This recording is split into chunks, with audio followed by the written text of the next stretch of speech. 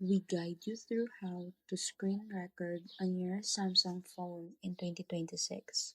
So the first thing you need to do is to swipe down from the top of your screen twice to open the full quick panel, then look for the screen record icon. If you don't see it, tap the pencil or edit button and add screen recorder to your panel.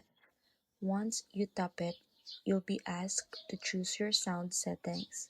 Select no sound, media sounds, or media sounds and mic, depending on your need.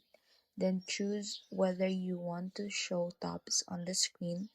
After that, tap start recording and a short countdown will begin.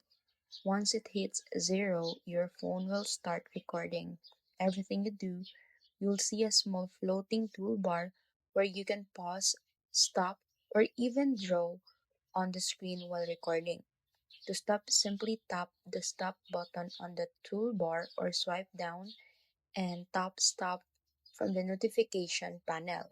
Your recorded video will automatically be saved in your gallery under the screen recordings.